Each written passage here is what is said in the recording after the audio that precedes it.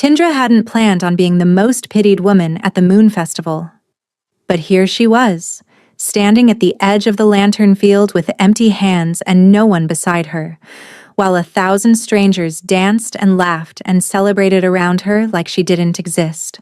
The silk lanterns swayed above her head in ribbons of pale gold and silver, casting shifting light across the crowd. The scent of moonbloom wine and roasted honeyed figs drifted through the warm evening air. Somewhere behind her, a fiddle picked up a melody that made couples press closer together.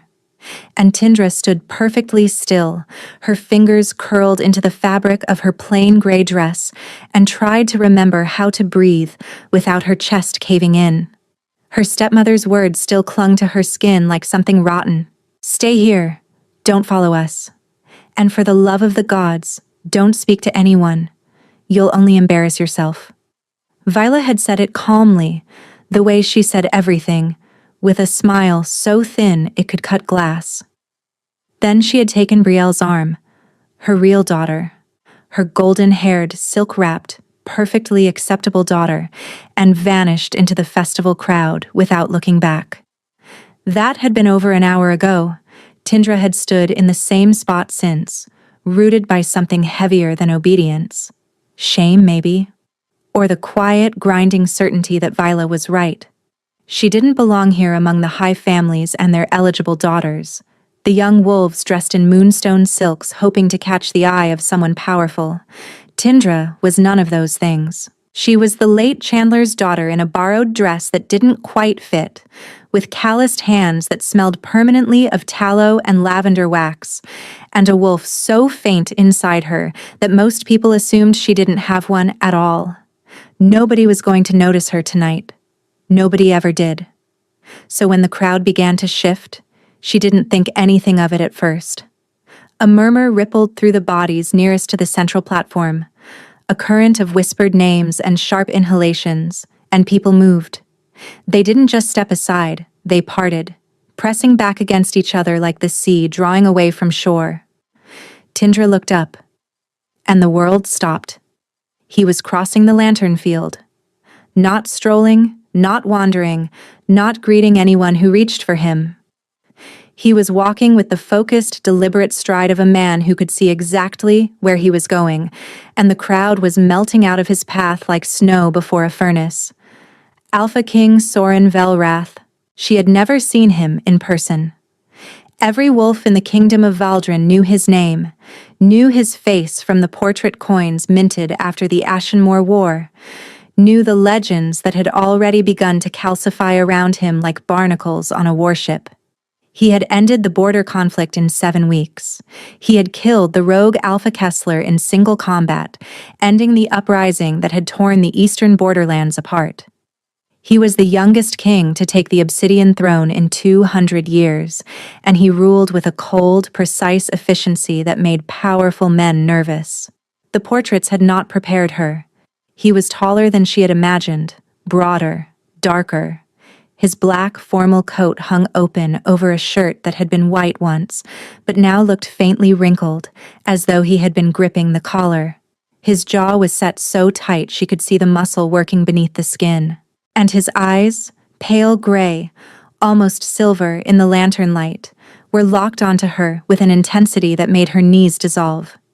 He was walking toward her, directly toward her, not toward anyone near her, not past her, not through her, toward her.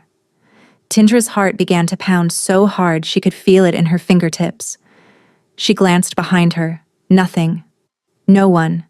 Just empty space and the trailing edge of the crowd. She looked back at him.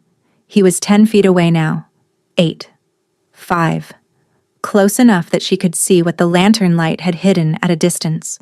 The bruised hollows beneath his eyes, the deep lines carved around his mouth that had no business being on a face that young. He looked like a man who hadn't rested in a very long time, and something beneath the exhaustion burned with a desperate, barely contained intensity that made the air between them feel like it was vibrating. He stopped in front of her. The noise of the festival seemed to fall away, muffled and distant, like someone had pressed cloth over the world. "Give me your hand," he said. His voice was lower than she had expected. Rougher, almost raw, like the words had been dragged out of somewhere deep. Tindra stared at him. Her mouth opened, but nothing came out. His hand extended between them, palm up, steadied despite everything she could see coiling behind his eyes. He wasn't asking permission, but he was waiting for her to choose. She placed her hand in his. The moment their skin touched, something happened. She felt it. A shudder that passed through his entire body, visible and involuntary, like a man stepping out of a blizzard into warmth. His fingers closed around hers, and his eyes fell shut. The rigid line of his shoulders dropped, the muscles in his jaw unclenched, and the sound he made, quiet, broken, barely a breath, was the sound of someone experiencing relief so profound it bordered on agony. When he opened his eyes, they were wet. The entire lantern field had gone silent. 1,000 wolves stood frozen, watching their king hold the hand of a woman no one recognized. Tindra could feel every stare like a physical weight pressing against her skin. And across the crowd, framed by silver lanterns, Vila's face had gone the color of ash. 3 hours earlier, the evening had started the way every evening in Vila's household started, with Tindra being told exactly how little she mattered. "You're not wearing that," Vela said from the doorway. Tindra looked down at the blue dress she had pulled from the back of her wardrobe. It had been her mother's, the only thing of hers that Tindra still owned, and the fabric was still beautiful even after all these years. A deep twilight blue with tiny silver threads woven through the bodice like captured starlight. "It's the moon festival," Tindra said carefully. You thought you'd parade around in something that draws attention?" Vila stepped inside the room and the space immediately felt smaller. She was a tall woman, sharp-boned and elegant, with the kind of beauty that came with a constant, low-grade cruelty behind the eyes. "Take it off. Wear the gray one." Tindra's fingers tightened on the blue fabric. "The gray one has a stain on the sleeve." "Then keep your arms down." Brielle appeared behind her mother, already dressed in ivory silk that caught the lamplight like liquid pearl. Her golden hair was pinned with moonstone clips, and she looked exactly like what she was, a minor noble's daughter presented for display. "Mother, we're going to be late," Brielle said, her gaze sliding over Tindra with the practiced disinterest of someone examining furniture. "Does she really have to come?"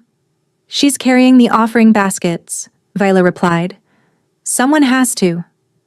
Tindra changed into the gray dress. She carried the baskets to the carriage, loaded them into the back, and climbed in last.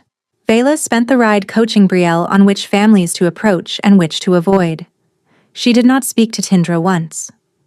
The Moon Festival was Valdrin's oldest tradition, held every autumn on the first full moon after the harvest. The entire capital of Thornhaven turned out. Lanterns were strung between every post and tree, thousands of them, filling the great meadow outside the palace walls with trembling golden light. Music drifted from 3 different stages. The air was thick with the smell of spiced cider and roasting chestnuts, and the sharp, clean bite of autumn frost. It was beautiful, and Tindra let herself feel it for exactly 30 seconds before Vela's voice cut through. "Set the baskets by the offering stones, then wait by the east gate." "The east gate?" Tindra repeated. The east gate was at the far edge of the grounds, away from the music, the food stalls, the dancing, away from everything. Vila didn't even look at her. "You heard me." Brielle was already walking toward the crowd. Vila followed. Neither looked back. Tindra carried the baskets to the offering stones, arranged them carefully the way her father had taught her years ago, and then stood there with her hands empty and nowhere to go. She didn't go to the east gate. Some stubborn, aching part of her refused. Instead, she walked toward the lantern field, the great open meadow at the heart of the festival, where unmated wolves gathered and the moonlight fell unbroken. She stood at its edge and watched people who belonged there laugh and reach for each other and dance. Her wolf stirred faintly in her chest, restless and thin, like a candle flame in a draught. It had always been weak. Vela had made sure Tindra knew this was a deficiency, a flaw, proof that she was less than what a proper wolf should be. Most days, Tindra believed her. The trumpets sounded without warning. A ripple of energy surged through the crowd. Every head turned toward the palace road where a procession of mounted guards was approaching, torchlight blazing against the dark. "The king," someone whispered. "The king is here." The crowd shifted into formation with practiced reverence, opening a wide corridor from the road to the central platform. And through it walked Alpha King Soren Velrath, flanked by his beta, a broad-shouldered man with watchful dark eyes, and a retinue of palace guards. But something was wrong.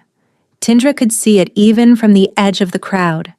The king's stride was rigid, mechanical, like a man forcing his body through motions it no longer wanted to perform.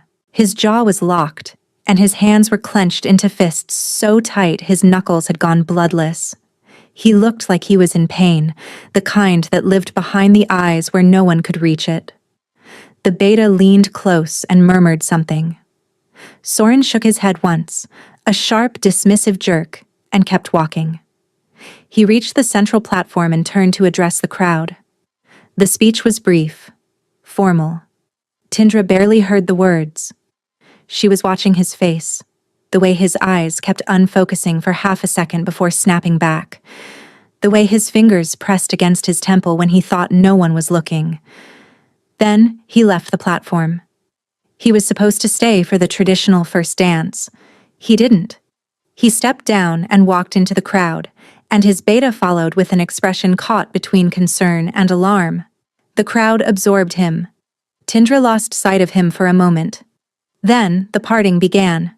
That slow, inexorable opening of bodies as something moved through them with unstoppable momentum. And he emerged from the press of people, walking directly toward her. She felt it before she understood it. A hush falling over her own mind, like the moment before snow, a strange settling quiet that had nothing to do with the noise around her, and everything to do with the man approaching. He stopped in front of her. His eyes found hers, and everything that followed, the hand, the touch, the shudder, the relief in his face that was almost too raw to witness, happened in the space between one heartbeat and the next. "Give me your hand," he said, and she did. The silence that fell over the lantern field lasted only seconds, but it felt like years. Then the king's beta was at his side, his voice urgent and low enough that only Tindra could hear. "Sire, what's happening? Are you well?" Soren's eyes were still closed, his fingers still wrapped around Tindra's. When he spoke, his voice was different, lighter, like a weight had been physically removed from his chest. "For the first time in over a year," he said, "I am." The beta's gaze snapped to Tindra. She watched his expression cycle through confusion, suspicion, and something dangerously close to hope, all in the span of a breath. "She comes with us," Soren said, opening his eyes. Tindra's stomach dropped. "What?" "Sire," the beta started. "Tonight called her." The king's voice left no room for argument. "She comes tonight." Movement at the edge of the crowd. Vila was pushing forward, Brielle in tow, her face a rigid mask of controlled fury. "Your Majesty," she said, her curtsy so deep it was almost mocking. "I see you've met my stepdaughter. I must apologize if she's troubled you in any way. She's a bit simple, I'm afraid, and—" "Your name," Soren said. He wasn't looking at Vila. He was looking at Tindra, and the intensity in his gaze made her mouth go dry. "Tindra," she managed. "Tindra Ashvain." Something flickered behind his eyes. "Tindra." The way he said her name made it sound like a word he'd been searching for. Vila opened her mouth to say something else, but Soren turned his head slowly and looked at her. Just looked. The expression on his face was perfectly neutral, perfectly still, and absolutely terrifying. Vila's mouth closed. Her face went white. She comes with me, Soren repeated quietly. Then he turned and walked toward the palace road, Tindra's hand still locked in his. She stumbled after him, her heart hammering, the lantern field falling away behind her. The last thing she saw before the crowd swallowed the view was Vila's face, bloodless and rigid, and Brielle beside her, staring at Tindra with an expression she had never seen her stepsister wear before. Fear. The palace swallowed her whole. Tindra was led through corridors of dark stone and flickering torchlight, past tapestries taller than houses, and doors reinforced with iron the width of her fist. Guards stood at every junction, their faces blank, their eyes tracking her with quiet assessment. The king walked ahead of her, his stride long and relentless, and she had to half run to keep pace. He still hadn't let go of her hand. "Your Majesty," Tindra tried, breathless.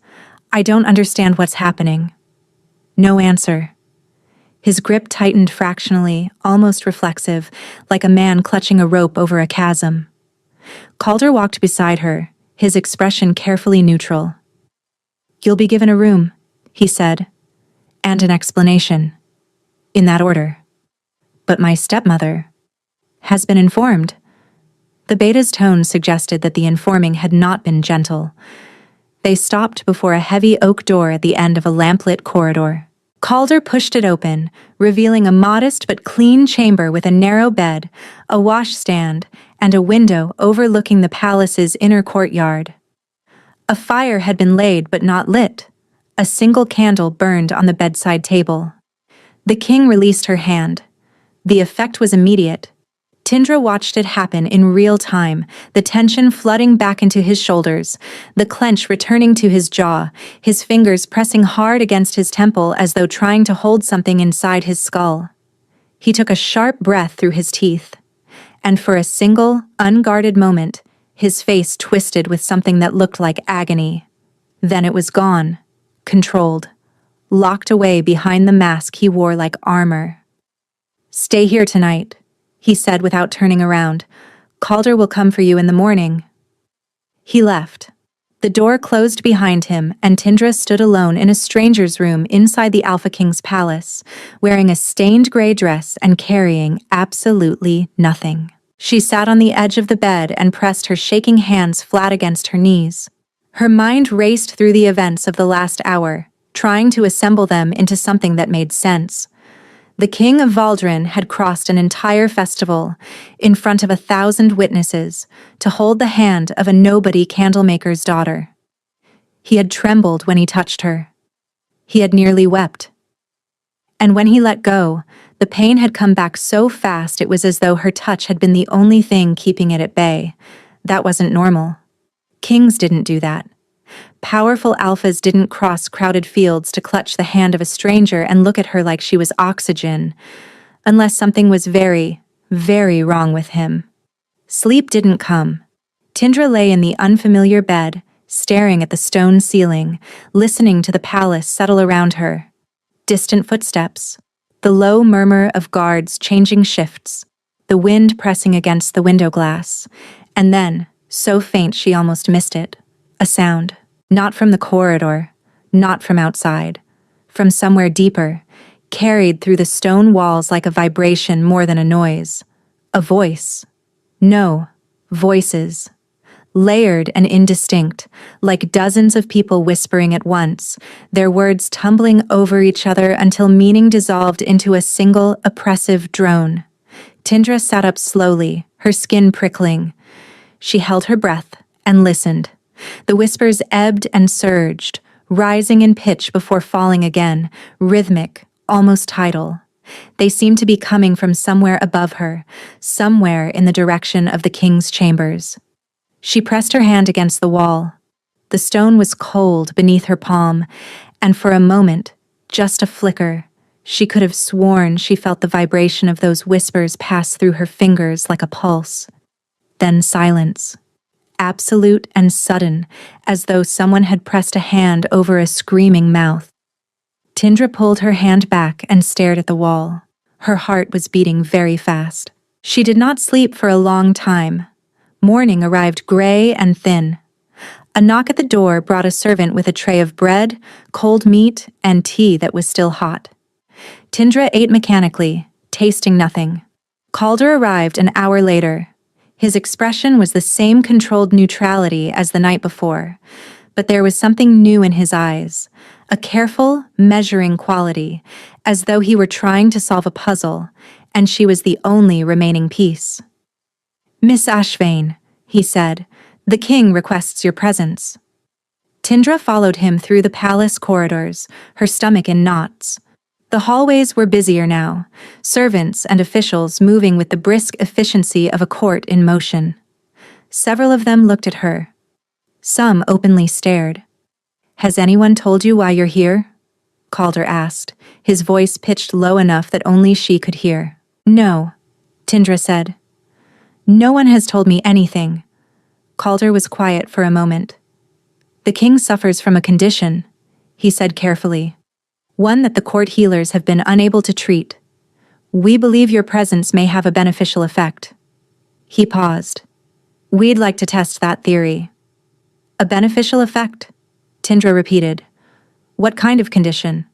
But Calder had stopped before another heavy door, and the conversation was over.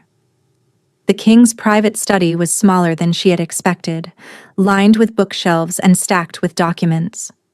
A fire burned in the grate, and behind a wide desk, his head bent over a map marked with colored pins, sat Soren Velrath. He looked worse in daylight. The hollows beneath his eyes were deeper, almost bruised. His skin had a grayish cast that spoke of prolonged exhaustion, and the tension in his body was constant, a low-frequency vibration like a bowstring drawn too tight for too long. He didn't look up when she entered. He was pressing 2 fingers against his left temple, and his breathing was shallow and controlled in the way of someone managing pain. "Sit," Calder murmured, gesturing to a chair against the wall, maybe 10 feet from the king's desk. Tindra sat. She folded her hands in her lap and tried to be invisible. 5 minutes passed. The king continued working, his pen moving across the map's margin in tight, precise notations. His jaw was still clenched, and she could see the white pressure of his fingertips against his temple. Then, gradually, something shifted. It was subtle at first, the pen slowing, the tension in his shoulders loosening by fractions. His fingers dropped away from his temple.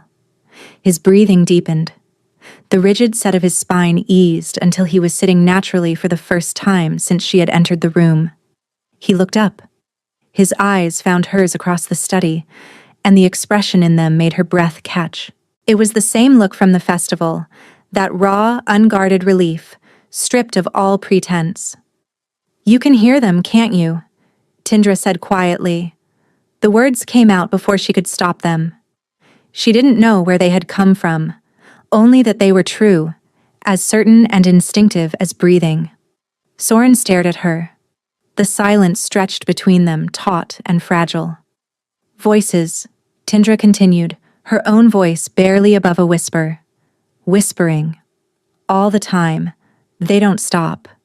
Something in his composure fractured, not visibly, not in any way that someone across a courtyard would notice.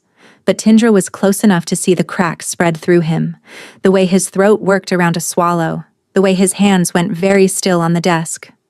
"How could you possibly know that?" he asked. Tindra's mouth was dry. "Because last night," she said, "I heard them too." Calder, who had been standing silently by the door, went rigid. The king rose slowly from his chair, and the full height of him was enough to make the room feel smaller. "That's not possible," Soren said. But his voice wasn't angry, it was afraid. And behind the fear, buried so deep she almost missed it, was something else entirely. Hope. Days passed, and a rhythm formed around them like water finding the shape of a riverbed. Each morning, Calder escorted Tindra from her small chamber to the king's study. Each morning, she sat in the chair against the wall while Soren worked at his desk, and the voices that clawed at the inside of his skull retreated into something bearable. Each evening, she was escorted back, and the distance between them filled with all the things neither of them said. The first few days were painfully silent. Tindra sat rigid in her chair, hands folded, barely breathing, terrified of drawing attention to herself. Soren worked without acknowledging her presence, his pen scratching across parchment, his jaw tight, his focus absolute and deliberate in the way of a man refusing to let himself look at something. But silence, when shared long enough, becomes its own kind of intimacy. On the third day, a thicker blanket appeared, folded over the arm of her chair. It hadn't been there the morning before. Tindra looked at it, then looked at the king. He didn't look up. She wrapped it around her shoulders and said nothing.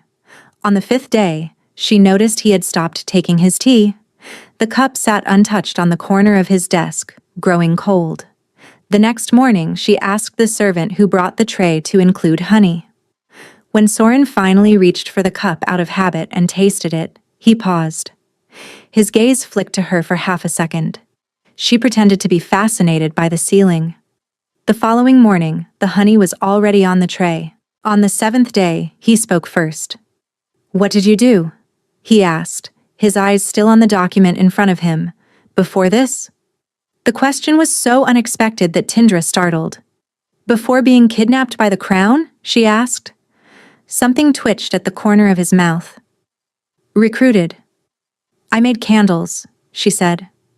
"My father was a chandler. He had a shop in the lower quarter before he married Vila. After he died, she kept the business. I do most of the work." She paused. "Did most of the work." "Festival candles?" he asked. "All kinds. But yes, the Moon Festival commissions were the largest orders. 300 lantern candles this year. All hand-dipped." She looked down at her hands, at the faint waxy sheen that never fully left her fingertips. "My father used to say that making candles was the closest an ordinary person could get to holding light in their hands." Soren was quiet for a long moment. When she glanced up, he was watching her with an expression she couldn't read. Not the desperate intensity from the festival night, or the guarded blankness of their early days. Something softer, something almost curious. "He sounds like a good man," Soren said. "He was," Tindra replied, and her voice cracked just slightly on the second word. She cleared her throat. "Until he wasn't." The silence that followed felt different from the ones before. Weighted, but not heavy. Like he understood exactly what she meant without needing her to explain. The space between them shrank by an inch that neither of them measured. The changes accelerated after that. He started asking her questions, small ones that disguised themselves as idle curiosity. What herbs she mixed into the wax for scent, whether she preferred winter or summer, had she ever traveled beyond Thornhaven. She answered honestly, and sometimes she asked questions back. "Do you always work this late?" she asked one evening when the fire had burned to embers and the candles were guttering in their holders. "There is always more to do," he replied without looking up. "That's not what I asked." He set down his pen then, and when he met her gaze, something unguarded flickered behind his eyes. "If I stop," he said quietly, "the noise gets louder." Tindra's chest ached. She held his gaze and nodded slowly. "Then I'll stay while you work." One afternoon, the voices must have receded far enough because his head dipped forward over a supply report. His pen went slack in his fingers, and his breathing deepened into the slow, unmistakable rhythm of sleep. It lasted maybe 15 minutes. But when he woke with a sharp intake of breath and looked immediately to the chair where she sat, Tindra saw something cross his face that made her heart do something strange and reckless. Relief that she was still there. That evening, Marin, the palace healer, intercepted Tindra in the corridor outside her room. Marin was a compact woman with steady hands and the kind of eyes that had seen too much to be shocked by anything. She had been tending to the king since the curse began, and the weight of that failure sat visibly across her shoulders. "Walk with me," Marin said. It wasn't a request. They walked the torchlit corridor slowly. Marin spoke in measured, careful sentences, each word placed like a stone in a wall. "The king's condition has been worsening for 14 months. The voices are the dead of Ashenmore. Hundreds of them. They whisper constantly, day and night. He hasn't had a full night's rest since the curse was laid. Tindra swallowed hard. I know he hears things. I can see it in his face. What you've done in a week. No healer, no herb, no remedy has managed in over a year. When you're near him, the voices diminish. When you touch him, Marin paused, choosing her next words with visible care. When you touch him, they go silent completely. The implication settled over Tindra like a cold wave. You need to be closer to him, Marin said. Proximity helps. Contact would be better. Tindra opened her mouth, but nothing came out. That night, alone in her chamber, she lay in the dark and tried to quiet her racing mind. Sleep hovered at the edges but wouldn't come. An hour passed, then another. Then she heard them. The whispers. Faint, indistinct, rising through the stones beneath her like heat from a buried fire. She had heard them once before, on her first night in the palace, distant and strange. But tonight they were closer. Tonight they had texture, shape, and somewhere in the tangled chorus, threading through the noise like a silver wire through dark cloth, one voice separated from the rest. It was saying her name. Tindra arrived at the king's study the next morning before Calder came to collect her. She hadn't slept. The voice whispering her name had circled through her mind all night, soft and patient and impossible to ignore, and by dawn she had given up trying. The guards at the study door exchanged glances but let her pass. Soren was already inside, standing at the window with his back to the room. His hands were braced against the stone sill, his fingers white with pressure. His breathing was wrong, shallow and ragged, with pauses that lasted too long, as though each breath required a conscious decision. Your Majesty? Tindra said from the doorway. He didn't turn. Not now. She should have listened. She should have sat in her chair and waited and done what she had been brought here to do, which was exist quietly in his proximity. But something in the sound of his breathing pulled at her like a fishhook behind her ribs, and she crossed the room without deciding to. Soren, she said. The sound of his own name, spoken without title or formality, made him flinch. He turned his head slightly, and she saw his face in profile.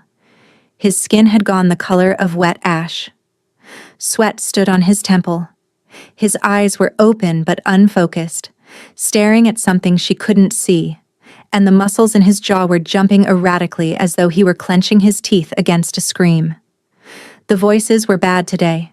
She could feel it without hearing them, a pressure in the air around him, dense and trembling, like the atmosphere before a storm. Tindra reached out and placed her hand on his forearm. The world disappeared. One moment she was standing in the fire-lit study with her fingers on the king's sleeve. The next, she was standing on a battlefield. The sky was the color of a bruise, heavy and low, pressing down on a landscape so devastated it barely registered as real. The ground beneath her feet was scorched earth mixed with ash, barren and lifeless. Broken weapons jutted from the earth like rotten teeth. The air tasted of iron and smoke, and grief so concentrated it had become a physical thing, thick enough to chew. And the dead were everywhere. They stood in clusters across the ruined field, hundreds of them, wolves in human form with hollow eyes that held nothing but accusation. Some of them were soldiers. Others wore the rough homespun of villagers, farmers, and innocents who had been in the wrong valley on the wrong day. A woman stood with empty arms crossed against her chest, her face carved with a grief too deep for words. Soren stood among them. Not the king she had come to know over the past week, guarded and exhausted and quietly kind. This was a hollowed version of him, stripped of everything except guilt. He stood with his arms at his sides, his head bowed, and the dead circled him like wolves around wounded prey. Their whispers were deafening up close. A wall of sound, hundreds of voices layered into a single crushing accusation that pressed against Tindra's skull until her vision blurred. You led us here. You ordered the advance. My children were in the village. You could have stopped this. Tindra gasped, staggering under the weight of it. But through the noise, one voice cut through with crystalline clarity. A woman stepped forward from the edge of the dead. She was different from the others, more solid, more present, with silver hair that moved in a wind that touched nothing else. Her eyes were black from corner to corner, deep and lightless, and they were fixed directly on Tindra, the witch. "Oh," the woman said, and her voice was soft, almost amused. "He found an anchor. How predictable." She tilted her head, studying Tindra with the detached curiosity of someone examining an insect. "Do you know what you are, girl? You're a bandage on a wound that needs cauterizing. You're temporary. You're borrowed time." "Who are you?" Tindra demanded, though her voice shook. "I am Nyx. I am the mother who buried her son Kessler because of his war." The witch's black eyes narrowed. "And I am the reason he will never know peace. Not while a single one of my dead still has a voice to speak with." Nyx leaned closer, and the temperature dropped until Tindra could see her own breath. "But you," the witch whispered, "you are interesting. I wonder, little anchor, how much of his suffering can you absorb before it eats you alive?" Something cold and sharp pierced Tindra's chest. She screamed, and she was back. The study floor was hard beneath her knees. She was on the ground, gasping, her hand still clutching Soren's arm. He was kneeling beside her, his hands gripping her shoulders, his face wild with panic. "Tindra, Tindra, look at me." She looked at him. His eyes were wide, terrified, searching her face with frantic intensity. "I saw them," she whispered. "The battlefield, the dead. I saw her. Nyx." The color drained from his face so completely he looked like a ghost himself. "No," he said. "She spoke to me. She called me an anchor. She said, no." He released her shoulders and stood, backing away. "That's not possible. You should not be able to—" The door burst open. Calder and Marin rushed in, alerted by the scream. Marin was at Tindra's side in seconds, checking her pulse, pressing cool fingers to her forehead. "What happened?" Calder demanded. "She went in," Soren said, his voice hollow. "She touched me and the curse pulled her into the Ashenmoor vision. She saw the dead. She spoke with Nyx." Marin's hands went still on Tindra's wrist. She looked up at the king, and for the first time since Tindra had known her, the healer's composure cracked. "That changes things," Marin said quietly. "I need to examine her properly. Now." The examination took an hour. Marin worked in silence, methodical and thorough, running her fingers along the pressure points that shifter healers use to read the body's energy. When she was finished, she sat back and clasped her hands tightly in front of her, the way people do when they are about to deliver news they wish they didn't have. "The curse is transferring," Marin said. "The longer she spends near him, the more it latches onto her. It's subtle still, faint, but it's there. Proximity is giving the curse a bridge." Tindra felt the blood leave her face. Calder stepped forward. "Can it be reversed? If exposure stops now, yes, probably. But if it continues—" Marin didn't finish the sentence. She didn't need to. A sound from the doorway. Soren stood in the frame, motionless, and the expression on his face was something Tindra would remember for the rest of her life. It was the look of a man who had just been handed a knife and told to cut away the only thing keeping him alive. "Get her out," he said to Calder.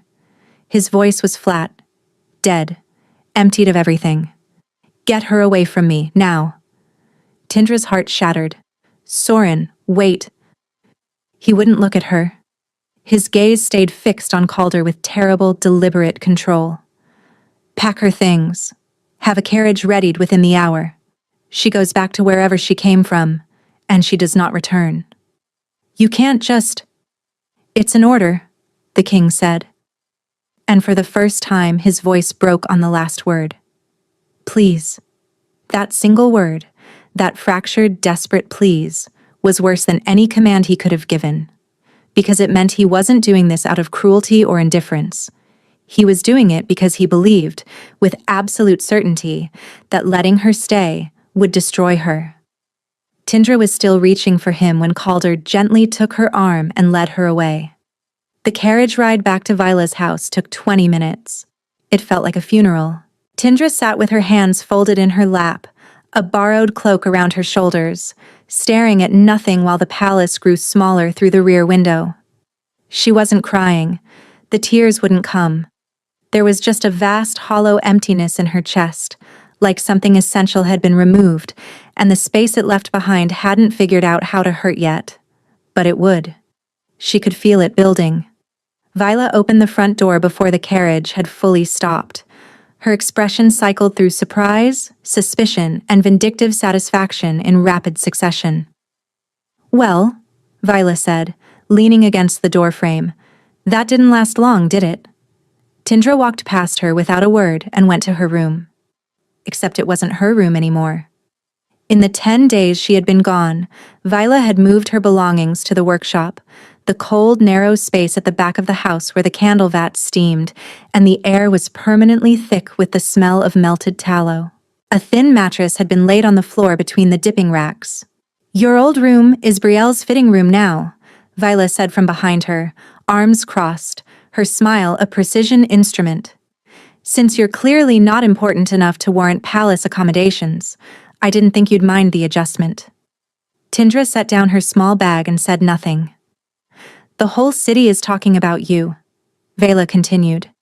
"Do you know how humiliating this has been for me, for Brielle? And now you come crawling back discarded. You've made us a laughingstock." "I'm sorry," Tindra said, "because it was easier than fighting. You should be. Double orders start tomorrow. I expect every candle dipped and trimmed before the month is out." The door closed. Tindra sat on the thin mattress, wrapped her arms around her knees, and waited for the tears. They didn't come that night either. What came instead was worse. The emptiness in her chest solidified into something with weight and texture. A dense, pulling ache that radiated outward from her sternum with every heartbeat.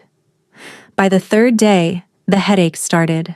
A slow, grinding pressure behind her eyes that peaked at night, leaving her curled on the workshop mattress with her hands pressed against her temples. And the whispers came back. Faint at first, easy to dismiss as imagination, but each night they grew louder, more distinct. She caught fragments now, broken syllables and half-formed accusations that slid through her mind like smoke under a door. She couldn't sleep. She couldn't eat without nausea rising. Her hands shook when she held the dipping frames. Twice she burned herself on hot wax and barely felt it. On the fourth day, Brielle found her leaning against the workshop wall, her eyes closed, her face damp with sweat. "You look terrible," Brielle said. There was no cruelty in it, only genuine, slightly alarmed observation. It was the kindest thing her stepsister had ever said to her. "I'm fine," Tindra managed. Brielle studied her for a moment, then left without pressing further. That night, Tindra found a cup of broth left outside the workshop door. She drank it and tried not to think about what it meant. By the 6th day, her wolf had become uncontrollable. The creature that had been silent and dormant her entire life was now pacing beneath her skin, frantic, desperate, straining toward the palace with every breath. The dissonance between her wolf's need and her body's stillness was tearing her apart from the inside. She heard rumors from the market vendors. The king had not been seen in public for 5 days. Guards had been doubled around his chambers. One vendor whispered that a servant had heard screaming from behind the king's door, and not the screaming of a man in anger, the screaming of a man in agony. On the 7th day, she went to the palace. She walked 3 miles on shaking legs, through the market district and up the winding road to the gates. She had nothing except the crushing certainty that if she didn't see him, something inside her was going to break beyond repair. Calder was at the gate. He looked almost as bad as she did, gray-faced and hollow-eyed. "The king's orders, Miss Ashvane," he said. "No entry." "Is he alive?" Tindra whispered. Calder's jaw tightened. He didn't answer. "Calder," Tindra said, and her voice broke. Is he alive? Go home, Calder said. But his eyes were wet. That night, she collapsed in the workshop. One moment she was standing at the dipping rack. The next, the world tilted violently sideways and the floor rushed up to meet her. The candle frame clattered across the stone. Hot wax splattered against her arm, but she was already gone. She woke on the workshop floor to Marin's face above hers. The healer's hands were cool against her forehead, her expression tight with controlled urgency. How long has she been like this? Marin asked. Vila's voice came from near the door, thin and defensive. How should I know? Brielle's voice, quieter. 2 days. Maybe longer. I sent for you as soon as she fell. Marin helped Tindra sit up slowly. The bond is forming whether you're near him or not, Marin said, her voice pitched for Tindra's ears alone. The separation isn't stopping it. It's just making both of you suffer. Bond? Tindra whispered. You're mating.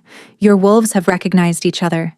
It began the moment he touched you at the festival, maybe before, and the curse knows it. Marin's eyes were fierce. The curse is using the bond as a channel. Every day you're apart, it digs deeper into both of you.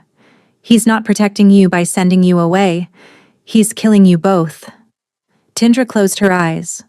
The words settled into her chest alongside the ache, and together they formed something that felt less like despair and more like certainty.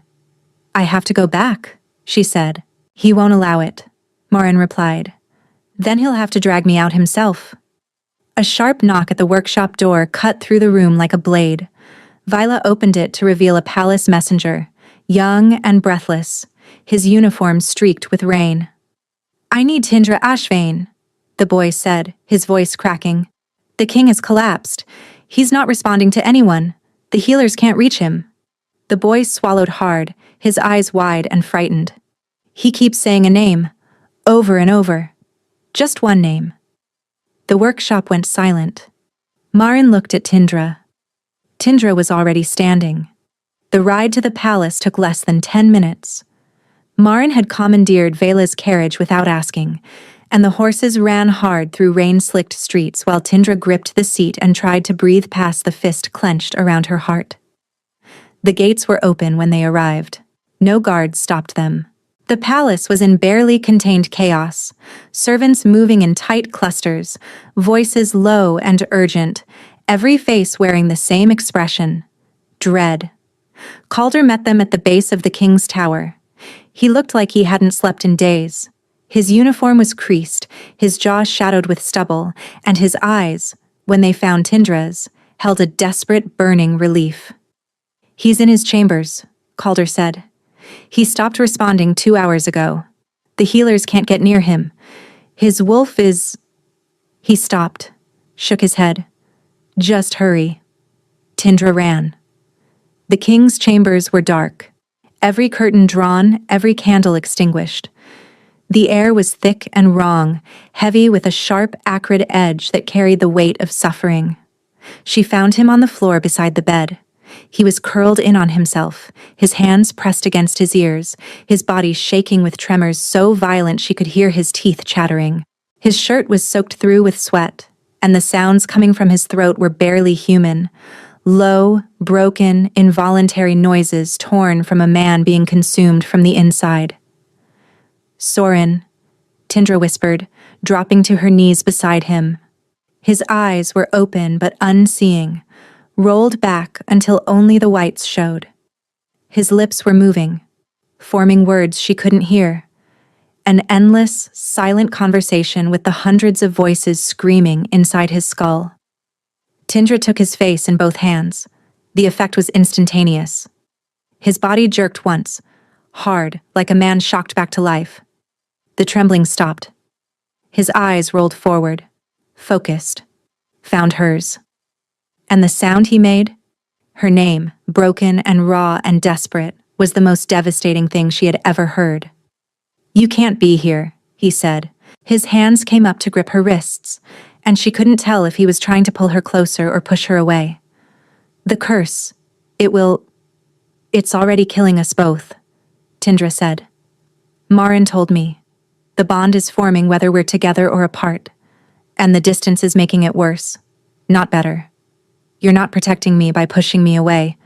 You're just making sure we both die alone. His face crumbled.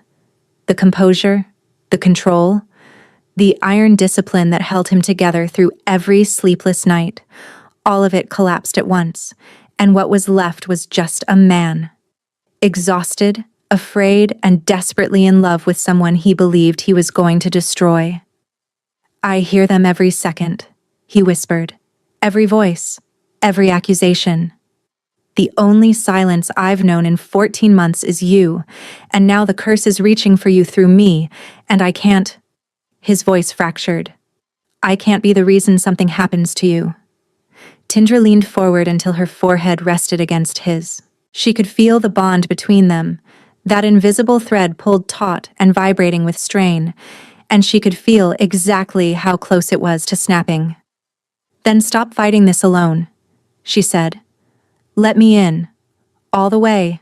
Let me help you carry it. You don't know what you're asking? I'm not asking. She pulled back just enough to look into his eyes. I'm telling you, I'm staying. And if you try to send me away again, I'll walk right back through those gates every single time until you understand that you do not get to decide for me what I can survive. Something gave way behind his eyes. Not the careful, controlled cracking she had seen in his study weeks ago, but a complete, devastating surrender. He pulled her against him and buried his face in her neck, and his entire body shook with the force of everything he had been holding back. Tindra wrapped her arms around him and held on. When he kissed her, it was the kiss of a man who had finally stopped trying to push away the only hand reaching for him. His fingers tangled in her hair, and his mouth found hers with a desperate, aching hunger that she answered with everything she had. The bond ignited. She felt it like a flame catching along a fuse, racing through her chest, her veins, her bones, until every part of her was lit from within.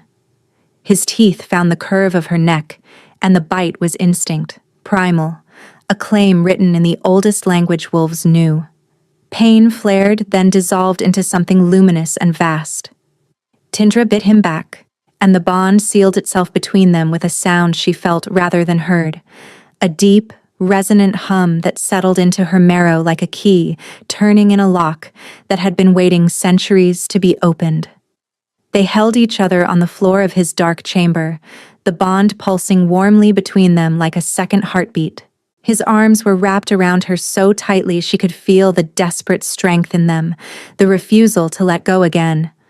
Stay, he said against her hair, not a command, a plea. Always, she whispered. That night they slept in his bed, her back against his chest, his arm locked around her waist, and the silence was so deep and so complete that for the first time in 14 months, the only sound in the king's chambers was breathing. Tindra didn't know how long she slept before the dream took her. But when she opened her eyes, the warmth was gone. Cold air pressed against her skin. Ash filled her lungs, and the ruined battlefield of Ashenmoor stretched out before her in every direction, lit by a sky the color of an old wound. Soren stood beside her, his hand still holding hers, and at the center of the field, surrounded by the silent, watching dead, Nyx was waiting. I was wondering, the witch said softly, when you'd come back together. The dead pressed closer the moment Nyx spoke.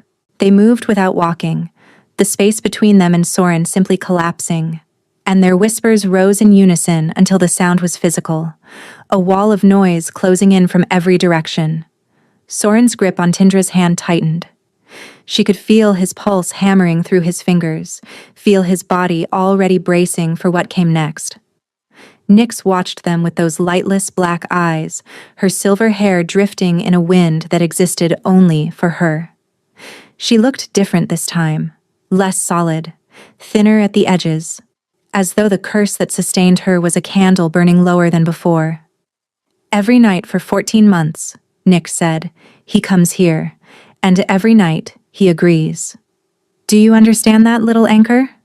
He doesn't fight me, He accepts the punishment because he believes he earned it. Tindra looked at Soren. His head was bowed. His shoulders curved inward as the whispers pressed against him, and she could feel through the bond exactly what Nyx described. Not resistance, but surrender. A door left unlocked because the prisoner believed the cell was where he belonged. "Is that true?" Tindra asked him quietly. He didn't answer. He didn't have to. The bond answered for him, a flood of guilt so concentrated it nearly buckled her knees. The dead of Ashenmore weren't just haunting him. They were the evidence in a trial he had been conducting against himself every single night. And every night he delivered the same verdict. Guilty. A soldier bearing the marks of battle stepped forward. "You gave the order to advance. You knew the village hadn't been evacuated." "The scouts reported it was clear," Soren whispered. "I made the decision based on—" "Children died," another voice cut in. 3 families who didn't make it out. Soren flinched. His hand slipped from Tindra's.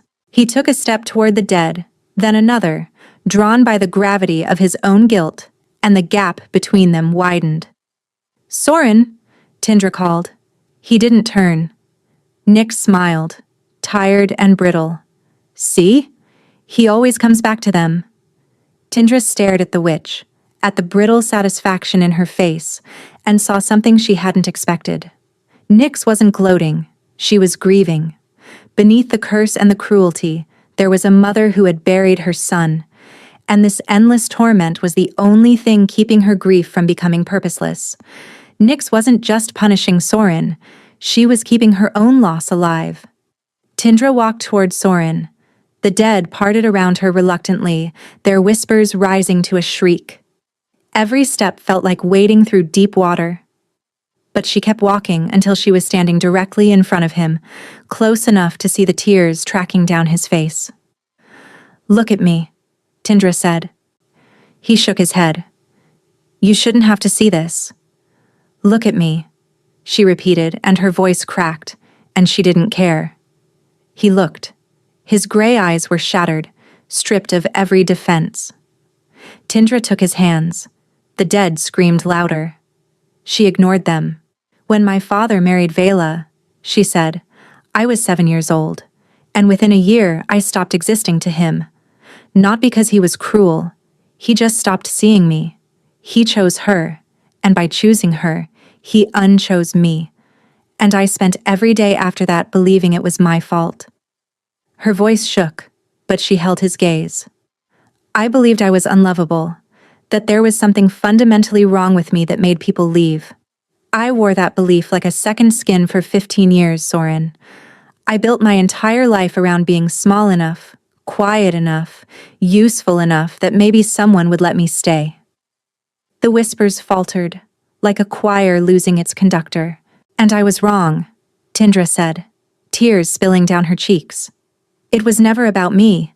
My father's weakness was his own. Vila's cruelty was her own.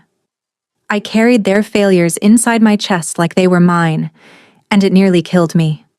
She squeezed his hands. "You made decisions in a war you didn't start. People died because war is a machine that eats everyone it touches, not because you weren't good enough to stop it. You have carried their deaths like a debt you owe, and you have been paying it every single night in this place, and it will never be enough because guilt doesn't have a finish line, Soren. It will take and take until there's nothing left of you." The dead had gone quiet, as though they were listening. Tindra turned to face them. Hundreds of hollow eyes stared back at her. She spoke to them directly, her voice raw but steady. "You deserve to live. Every single one of you. And your grief is real. But keeping him here, feeding on his guilt, it won't undo what happened. All it does is add one more person to the list of casualties." She looked at the soldier bearing his scars, at the woman with her empty arms. "Let him go," Tindra said softly. "Not because he's earned it, not because the debt is paid, but because staying here is destroying him, and his destruction won't give any of you peace." Silence fell over the battlefield. True silence, the first this place had ever known. Tindra turned to Nyx. The witch's form was trembling now, flickering like a candle flame in a draft. And you, Tindra said gently. Your son died. That is a grief no mother should carry. But this curse isn't honoring him. It's just keeping you trapped here alongside the man you wanted to punish. Nyx's face contorted. You don't know what it is to lose a child. No, Tindra admitted. But I know what it is to hold on to pain so long it becomes the only thing holding you together. And I know that's not living. Something shifted in Nyx's expression. The rage cracked, and beneath it, ancient and exhausted, was sorrow so vast it filled the entire battlefield. I just wanted someone to pay, Nyx whispered.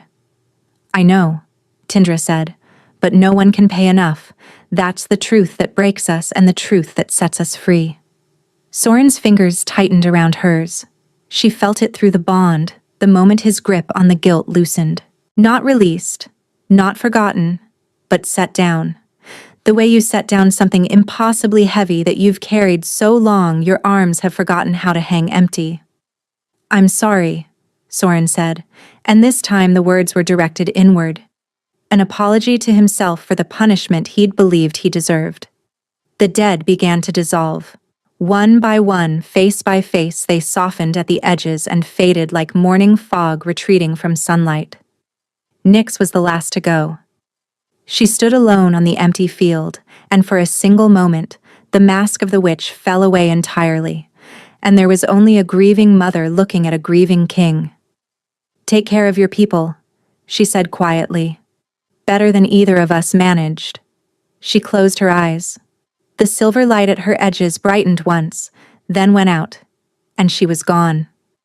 The battlefield dissolved into warmth and golden light, and Tindra opened her eyes in Soren's arms, in his bed, in the soft amber glow of a fire someone had relit while they slept. His eyes were open. He was looking at her the way you look at something you thought you'd lost forever.